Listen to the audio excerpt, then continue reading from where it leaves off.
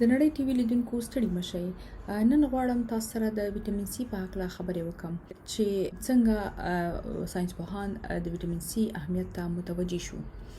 لینوس پاولینګ یو امریکایي ساينسپوه چې د سولې او د کیمیا د نوبل جایزې ګټلې وي او د په شلو غوره ساينسپوهانو کې په نړۍ کې راځي. په 1500 او 1400 کلونو کې کله چې د ویټامین سي کموالی تقریبا 2 میلیونه کسان ووژل، هغه وخت خلک په دې نه پوهېدل چې دا خلکو د مرګ لامل څه دی. دوی چې ډېر اوږده په بیړۍ کې به سفرونه کول، نو په دوی کې یو مرض راپورته شو چې دا نن سبا د ویټامین سي د کمښت مرض یا د سکاروي مرض بلل کېږي.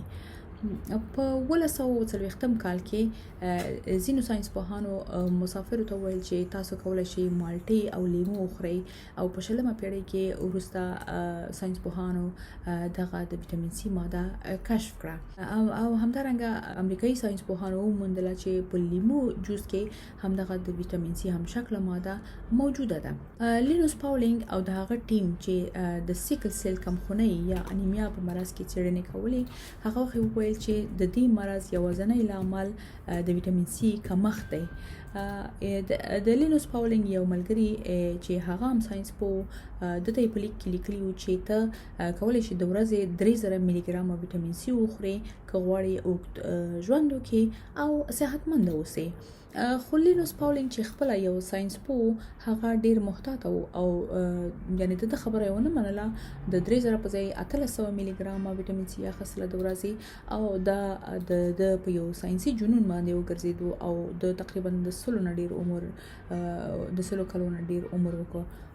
په 1900 کال کې بیا د یو کتاب ولیکو چې د ریزش او ویټامین سي په نامه یادېدو، او خلک په نړۍ کې دې ته وهڅول چې تاسو ویټامین سي وکاروئ. ویټامین سي په ډیرو میوو او سبزیو کې مونږ اخیستلی شو.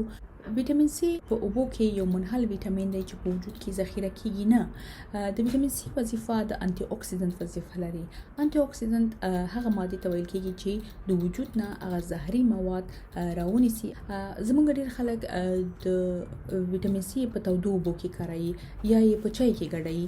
نو کله چې ویټامین سي د حرارت سره مخامخ شي، دغه انټي اکسیډنټ مواد چې اکثره ډیر د حرارت سره یعنی حساس دي او خاصیت د منځه ځي، نو بهتره ده چې په یخ اوبو کې وخوړل شي او یا د تازه سبزیو او میوې په رقم کې وخوړل شي. کوم حد لري چې ویټامین سي د هغې نه باید زیاته نشي. د ویټامین سي کمترین لیمټ د 15 نه تر 90 ملي ګرامو پورې د ورځې تعیین شوی دی، او لوړ لیمټ چې د ټابلیټ په شکل څوک اخیستلی شي 2000 ملي ګرامه دی. چون دا ویټامین په اوبو کې منحل دی، د ګردو د لارې نه بیرته وجود نه خارجيږي، نو یوازې ډیر مقدار چې څوک واخلي د اسهال، د معدې سیزل، د سردرد او بېخوبۍ سبب ګرځي. خو بهتره ده چې کمترین لیمټ استعمال شي، په خپل سردارونه خوړل شي، ځکه کیمیاپوهان وایي چې هر څه چې د اندازې نه زیات وي، حتی که ګټه هم ولري، هغه په زهرو بدلیږي. لکه اوبه، فرضاً موږ که ډېرې اوبه وڅښو، د ورځې تقریبا 5 لیتره اوبه ته لاړ شو، نو زموږ د وجود نه د ګردو نه هغه الکترولیت مواد چې دي هغه ټول خارجيږي. نو ځکه هر شي لپاره یو اندازه ډیره ښه.